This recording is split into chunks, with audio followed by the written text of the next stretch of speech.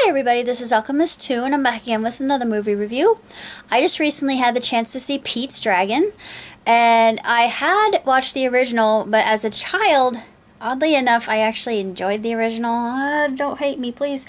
I watched CinemaSins review, and then I thought, ooh, it's no wonder I don't really remember how gut-wrenchingly, spine-clenchingly awful this movie was, but the remake is by far an improvement and just absolutely fantastic. Really uplifting, very heartfelt, and as a young lady who loves dragons, yeah, I ate it up. I would just absolutely savored every second of it, and it just, yeah, it speaks to a lot of us who feel misunderstood and kind of on the sidelines and just ignored because other people don't understand us or they can't see the same way that we do,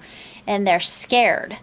And I can yeah, I can relate to this because I've got a lot of abilities that typical people don't. I don't mean to label. I hate labels, but there are just so many people that'll give me a strange look. And why are you giving me that? I'm not. I'm slightly paranoid, but why are you giving me that strange look? And it's like if I told them I could see their aura and their aura's giving me kind of the heebie-jeebies, they would not want to be around me. Like, you're one of those people.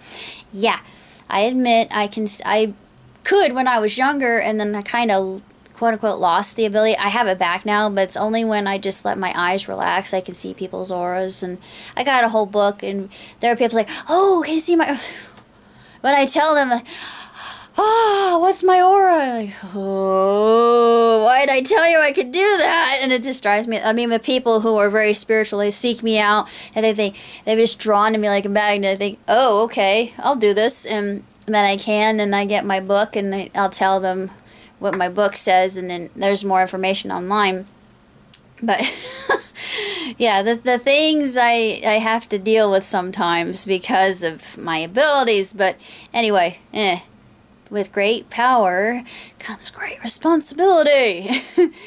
But it's just really a tremendous film, and I loved every second of it. 2 thumbs way, way, way up. The CGI was absolutely glorious, and the panorama, beautiful. I don't know where they filmed this. It seemed like Washington, like Vancouver area. I've been up in Washington. They have forests galore.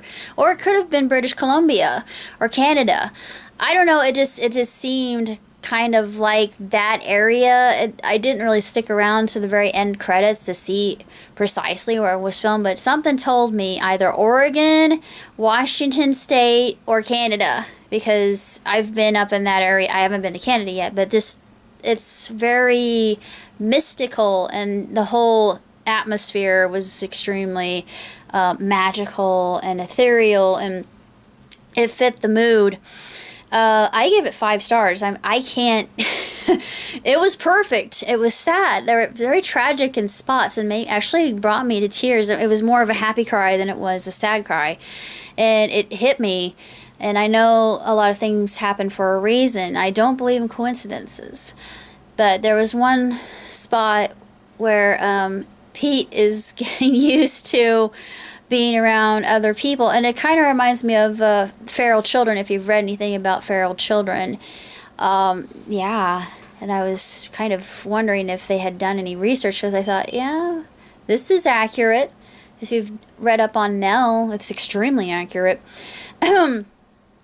But it was very reminiscent of that, and I just thought how interesting this is, and just I'm hopeful that I'm a lot like Pete as I continue into my quote-unquote adult life, for lack of a better term.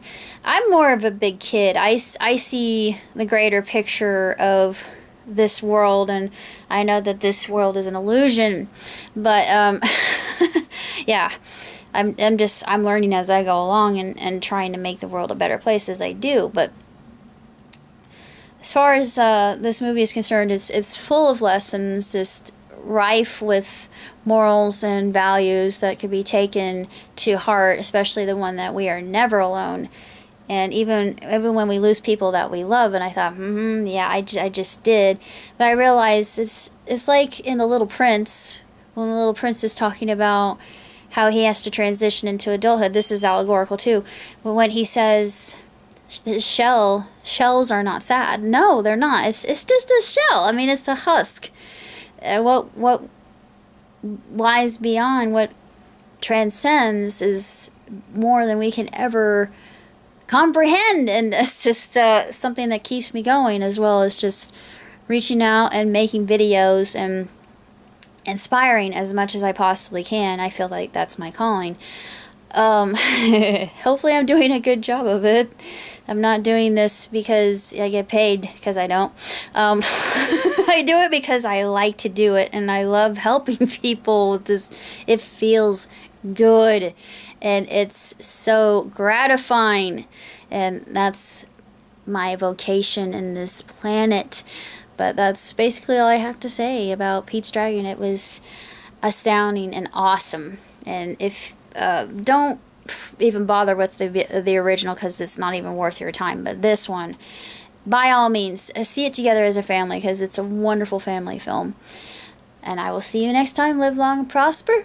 Ciao, tutti.